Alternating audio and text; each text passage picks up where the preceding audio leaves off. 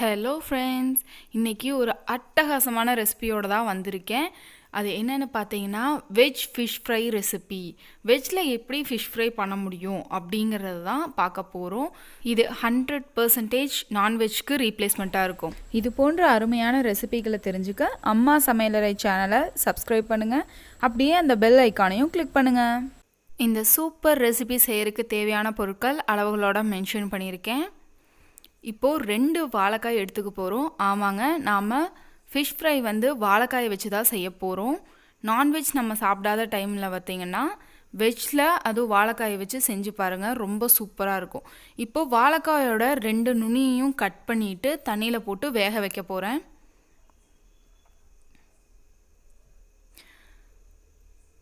இதில் பார்த்தீங்கன்னா ஒரு 5 மினிட்ஸ்க்கு நல்லா வேக வச்சு எடுத்துக்கலாம். இப்போது நல்லா வெந்துருச்சு. அதோட ஸ்கின் பார்த்தீங்கன்னா ஒரு பிளாக் கலரில் சேஞ்ச் ஆகிருக்கும். அது போல் சேஞ்ச் ஆகிருக்கும்போது நம்ம ஸ்டவ்வை ஆஃப் பண்ணி அந்த வாழைக்காயை எடுத்துக்கலாம். இப்போது வாழைக்காயோட தோலை உரித்து எடுத்துக்கலாம். வாழைக்காய் ஃபுல்லாக கம்ப்ளீட்டாக வெந்திருக்கக்கூடாது. அப்படி வெந்ததுன்னா எண்ணெயில் போடும்போது ஆயில் ரொம்ப இழுக்கும். இது 5 மினிட்ஸ் அந்த தோல் பிரியறக்கு அளவுக்கு மட்டும் வேக வச்சு எடுத்திருக்கேன்.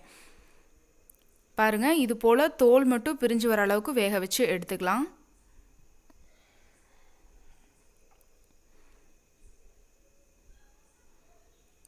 இது போல் தோலை எடுத்தாச்சு. இப்போது இதை நம்ம ஃபிஷ் ஷேப்க்கு கட் பண்ண போகிறோம். அது எப்படின்னு பார்த்தீங்கன்னா ஸ்ட்ரெயிட்டாக கட் பண்ணாமல் கிராஸாக கட் பண்ணும். அப்படி கிராஸாக கட் பண்ணும்போது பார்த்தீங்கன்னா நம்ம ஃபிஷ்ஷோட பீசஸ் எப்படி இருக்கும் அந்த ஷேப்க்கு வந்துடும். இது போல் நல்லா கட் பண்ணி எடுத்துக்கோங்க.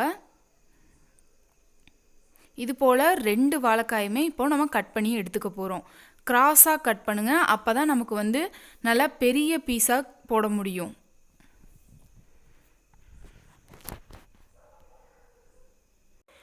இப்போ நம்ம ஒரு பீஸ் எடுத்துக்கலாம். அதில் மீனில் எப்படி ஒரு ஹோல் சின்ன ஹோல் இருக்குமோ அது போல் கட் பண்ணி எடுத்துக்கலாம். ஸ்பூன் யூஸ் பண்ணி நான் கட் பண்ணியிருக்கேன். நீங்கள் கத்தியில் பர்ஃபெக்டாக ரவுண்ட் ஷேப் கட் பண்ண முடியும் அப்படிங்கிறவங்க கத்தியை வச்சு கூட கட் பண்ணிக்கோங்க.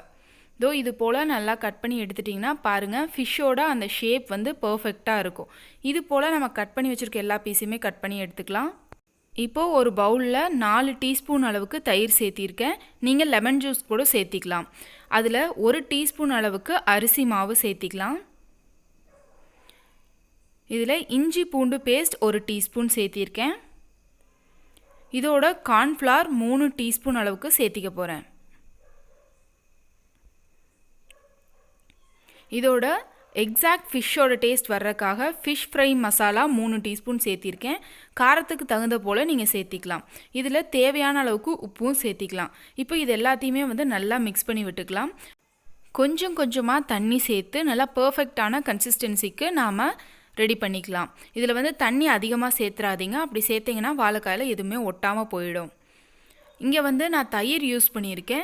நீங்கள் தயிருக்கு பதிலாக லெமன் ஜூஸ் கூட யூஸ் பண்ணிக்கலாம்.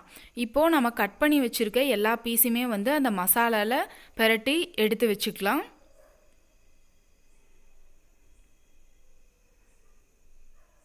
பாருங்கள், எக்ஸாக்டாக ஃபிஷ் மாதிரியே இருக்கு இல்லையா? இப்போது இதை தான் நம்ம பொரிச்சு எடுக்க போகிறோம். மோஸ்ட்லி நம்ம நான்வெஜ்ஜில் சாப்பிடாதவங்களுக்கு இது மாதிரி செஞ்சு கொடுங்க, ரொம்ப சூப்பராக இருக்கும். நம்ம நான்வெஜ் சாப்பிட முடியாத டைமில் கூட இது போல் செஞ்சு சாப்பிட்லாம். 100% மீனுக்கு இது ரீப்ளேஸ்மெண்ட்டாக இருக்கும்.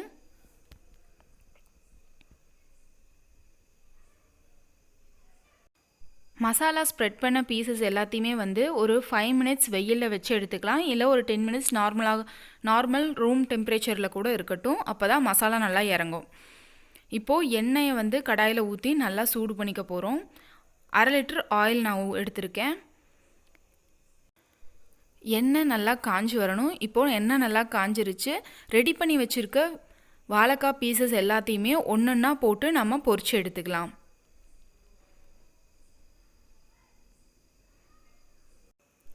இப்போது வாழைக்காய் வேகிற அளவுக்கு எண்ணெயில் நல்லா பொரிச்சு எடுத்துக்கலாம். பாருங்கள், எல்லா பீஸும் எவ்வளோ சூப்பராக ரெடியாக இருக்குன்னு.